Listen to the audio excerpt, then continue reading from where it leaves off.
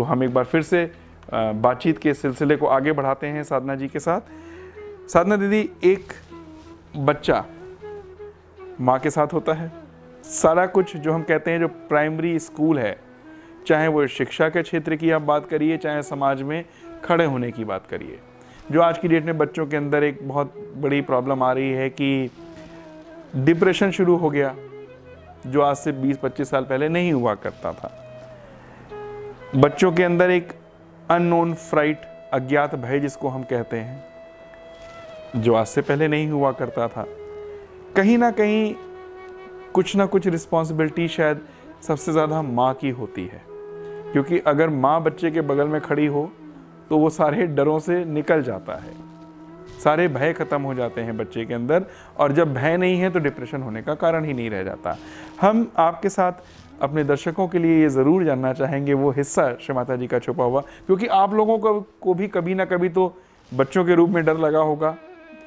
वो तो एक ऐसा चेहरा रही हैं जो पूरी दुनिया को भयमुक्त करा उन्होंने।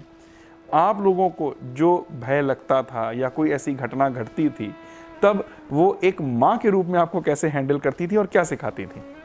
अगर कोई वाक्य आपको ऐसा कुछ याद हो तो सेल्फ रियलाइजेशन का जो one of the primary conditions उस स्थिति की ये है कि आपको फियर छोड़ देता है, फियरलेस हो जाते हो आप। तो श्री माता जी की डिक्शनरी में फियर वर्ड कभी था नहीं। There is no such thing as insecurity and fear. बहुत छोटी थी मैं, हम लोग माँ के ही बेडरूम में सो रही थी, रात का टाइम था, तो लेट गए थे हम लोग, और माँ ने कहा कि जाओ बत्ती बंद कर दो। तो मैंने कहा नहीं माँ, मैं नहीं जाऊँगी, मुझे डर लग रहा है। तो एकदम से उठ के बैठ गई, तुमको डर लग रहा है? मैंने कहा हाँ माँ, मुझे डर लग रहा है, मैं नहीं बत्ती बंद करूँगी। अच्छा रुको। तो उन्होंने उठ के बत्ती बंद की और फिर मुझे बेड से उठाया। सारे घर में अंधेरा था क्योंकि सब लोग सो गए थे। उठा के मुझे हाथ पकड़ के पूरे घर में अंधेरे में घुमाया और मुझसे कहा कि इसको देखो, इससे तुमको डर लग रहा है? नहीं। उससे डर लग रहा है? नहीं। किस चीज़ से डर लग रहा है? किस चीज़ में? क्यों किसी चीज़ से डर नहीं लग रहा। जब सो जाओ, सो गए।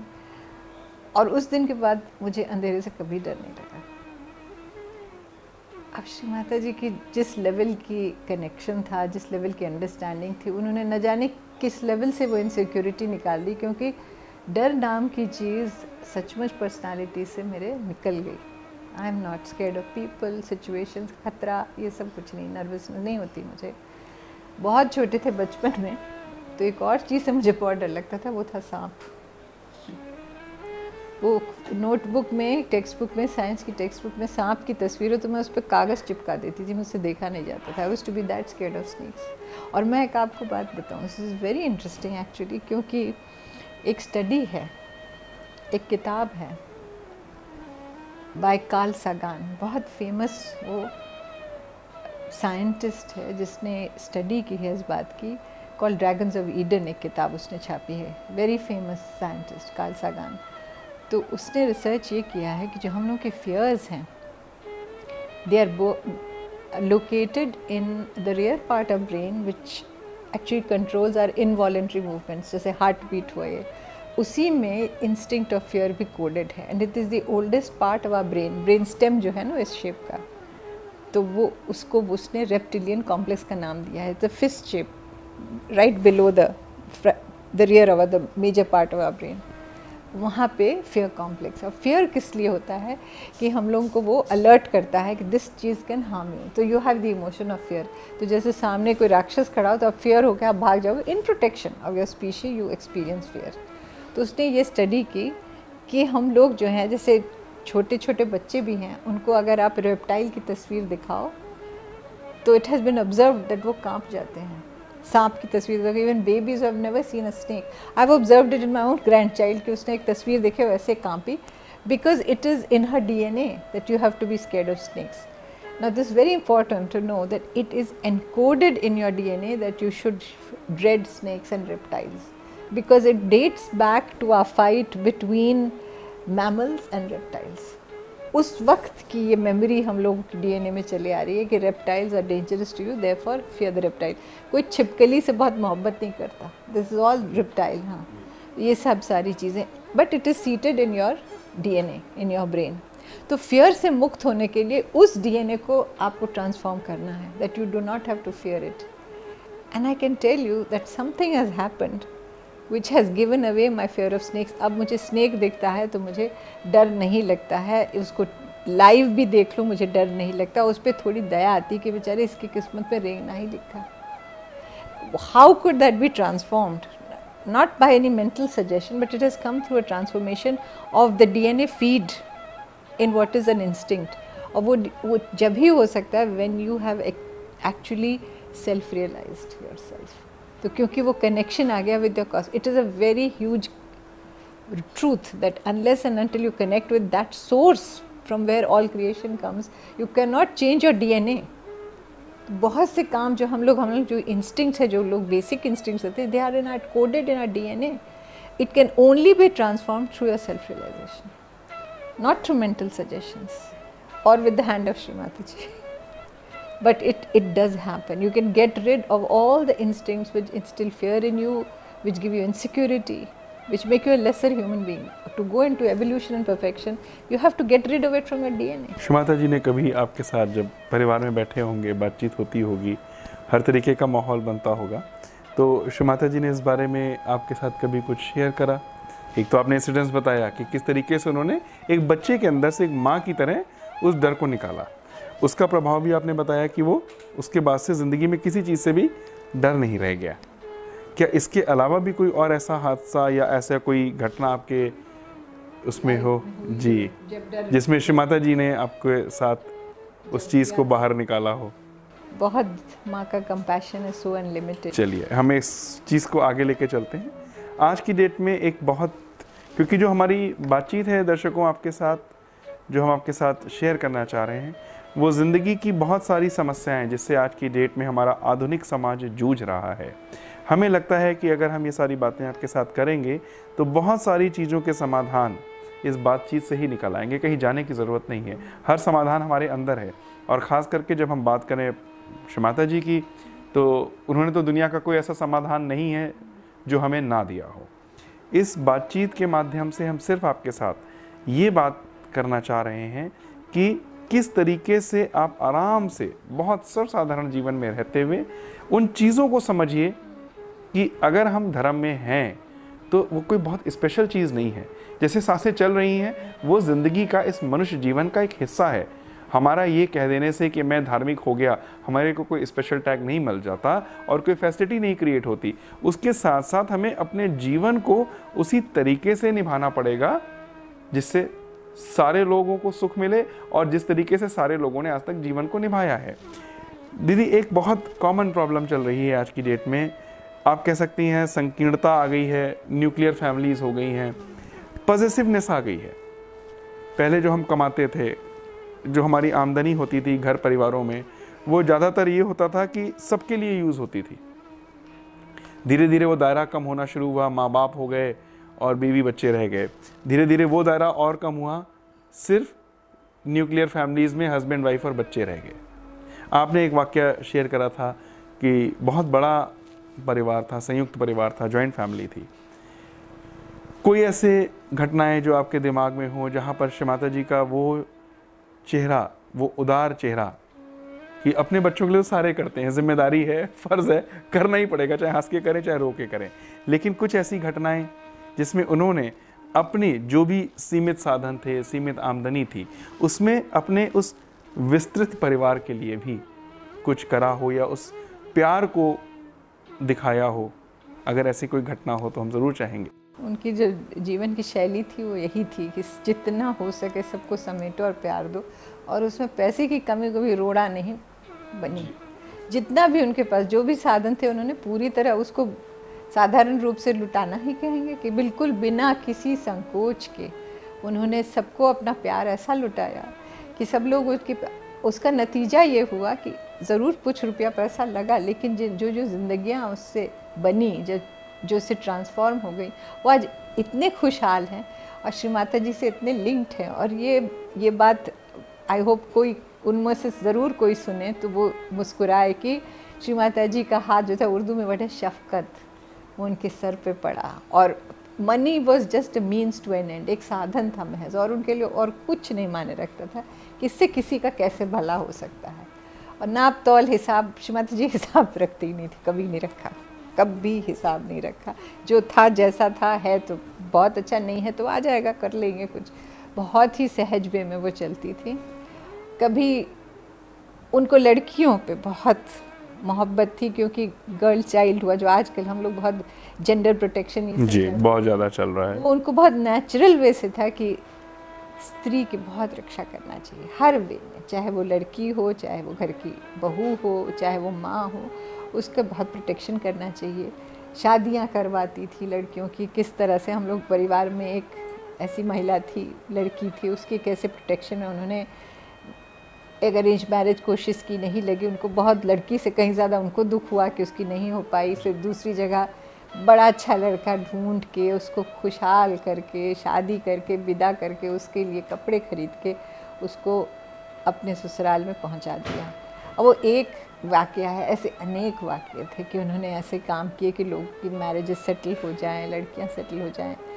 घर में रिश्तेदार हमारे आते थे, और एक कज़न आए थे, वो भी घर अपना छोड़ के भाग आए थे, टीनेजर रिबेल, मैं बहुत छोटी थी, और वो आए घर में रहे, और अनलेस एंड अनटिल घर की गृहिणी कोऑपरेट करें, वो फादर साइड के रिश्तेदार थे, कुछ काम नहीं होता है, लेकिन उन्होंने बिल्कुल उसको ऐसे समेटा, ऐसा प्यार किया। आज वो शायद 80 बरस के हो गए हैं, इसी शहर में रहते हैं। मेरी बचपन की यादें हैं, इतनी मोहब्बत उसको दिखाई, उनकी ज़िंदगी बन गई, बाद में उनकी शादी भी कराई। और ऐसे वन इंस्टेंस, ऐसे कई इंस्टेंस है, और ये 1970 पहले की बातें हैं। ये सारी सहज की शुरुआत से जो की स्थापना से पहले की बातचीत है। एक समय ऐसा है, उसी लड़के ने, जब वो काफ़ी मर्चेंट नेवी में गए, तो वो एक बार उन्होंने कहा कि चाची अब मेरी शादी करा दो, आप करा दो, मैं कुछ नहीं बोलूँगा, आप बस चुप जी, मैं इस बार लौट रहा हूँ, आप शादी करा दो। तो बड़े प्यार से श्री माता जी ने, क्या करें, तो ऐड डाला पेपर, उन दिनों की बात है, अर्ली 60s की। तो इतनी सारी आई तस्वीरें, चिट्ठियाँ आई, तो बैठ के श्री माता जी ने चुन उन के कुछ रखा, अपने मन में बनाया, मुझे भी पता था। पर जब वो आए तो उन्होंने सारी तस्वीरें ऐसी बिछा दी कि अब तुम चुन लो। वो जो मेरी तरफ देखे कि कौन सी वाली पसंद आई, चाची को बताओ, मैं कुछ नहीं, मैं एकदम गुड़िया बन के बैठी हूँ, मैं कुछ नहीं बोल रही हूँ। लेकिन उनका हाथ, जैसे 3 माँ ने पसंद की थी, उनमें से एक उन्होंने कहा हाँ ये, या 1 2 3 उन्होंने कहा ये ठीक है, चलो। माँ की पसंद के हिसाब से उन्होंने आँख मूंद करके बिना देखे शादी कर ली। वो शादी आज तक टचवुड बिल्कुल मुकम्मल है, बहुत ठीक ठाक हैं लोग, और वो व्यक्ति जो है वो माँ को बहुत याद करते हैं।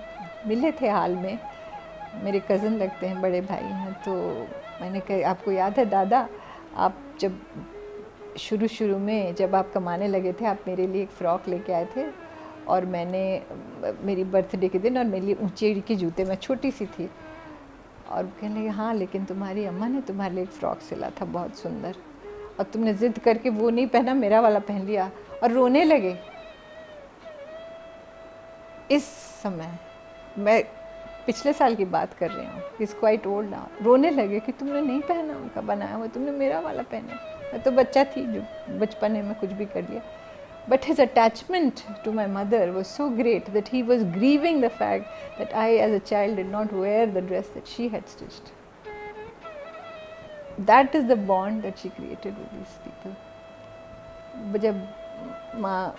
जब हम लोग आए थे, माता जी को निर्मल धाम लाए थे, तो some of my cousins from my father's side had come to visit, आए सामने, और इतनी भीड़ थी कि सवाल ही नहीं उठता था कि 2 मिनट बात भी करें। तो ऐसे सामने से गुजरे और सिर्फ बिलख के रोए, just like a child they were crying, and नज़रों से बात की, and I could see that they were devastated, and she was not their blood relation, she was a मामी और अ चाची, but that was Shri Mata जी।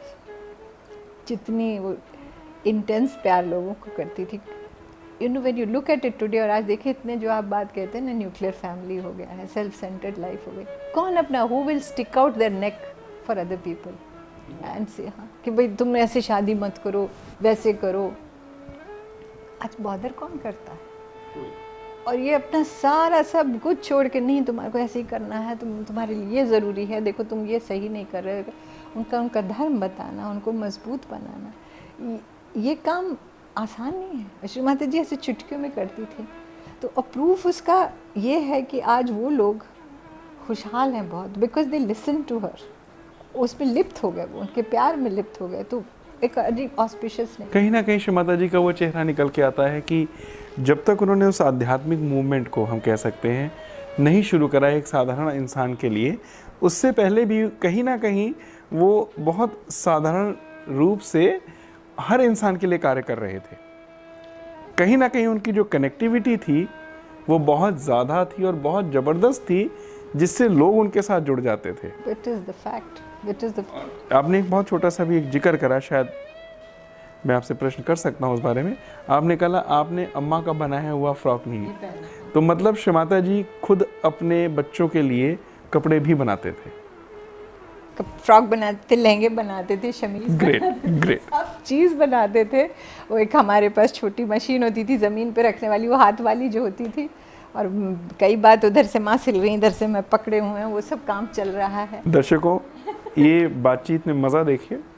एक आईएएस फैमिली, एक वो परिवार जिनके पिता एक आईएएस ऑफिसर थे, और एक वो शक्ति जिसने पूरे परिवार को, पूरे रिश्तेदारों को एक सूत्र में बांधा। लेकिन सब कुछ होने के बावजूद भी सिंप्लिसिटी आप देख सकते हैं कि उन्होंने सामाजिक, आध्यात्मिक और पारिवारिक स्तर पे अपनी जिम्मेदारियों के साथ कहीं पर भी मुंह नहीं मोड़ा। वो चाहती तो हज़ारों लाखों रुपए की चीज़ें खरीद सकती थी, लेकिन उन्होंने उस ईमानदारी को, जिसके लिए कि आज पूरी दुनिया संघर्ष कर रही है, सबसे पहले अपने अंदर उतारा। और जब उन्होंने उतार लिया तो कहने की ज़रूरत नहीं है, बच्चों ने वो स्वीकार कर लिया और उस परंपरा को आगे बढ़ा दिया। वो परंपरा चल रही है। दोस्तों, दर्शकों, ये एक अनौपचारिक मुलाकात है। ये मुलाकात ख़त्म नहीं होगी, ये मुलाकात का कोई धारावाहिक नहीं होगा, इसका कोई नेक्स्ट एपिसोड नहीं होगा। ये अनवरत बहती रहेगी। नदी बहती है, उसके कोई पार्ट्स नहीं होते कि आज पानी का ये पार्ट आ गया और सेकंड रह गया। तो ये एक रिश्ता है जो परम पूज्य श्री माता जी ने लोगों के साथ, समाज के साथ, पूरी दुनिया के साथ कायम करा।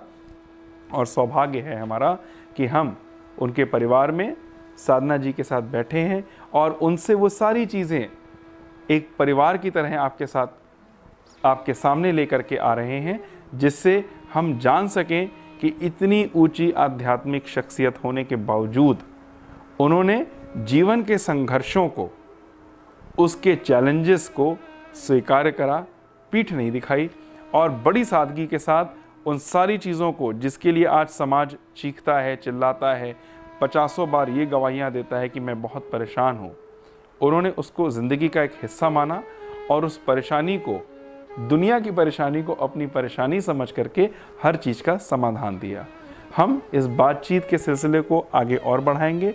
हो सकता है कि हमारी लोकेशंस बदलें, पीछे के बैकग्राउंड्स बदलें, लेकिन एक चीज़ नहीं बदलेगी, वो ये होगी कि हम आपके साथ ज़िंदगी के असली मायने लेकर के आएंगे। ये जो जीवन हमें मिला है, किस लिए मिला है, क्या पाना है और क्या दे के जाना है, सबसे ज़रूरी चीज़ जो है, ये सिलसिला ऐसे ही जारी रहेगा। पता नहीं कहाँ तक जाएगा, लेकिन जहाँ तक भी जाएगा, एक बात तो ज़रूर है दोस्तों कि ये कुछ ना कुछ दे के जाएगा। धन्यवाद।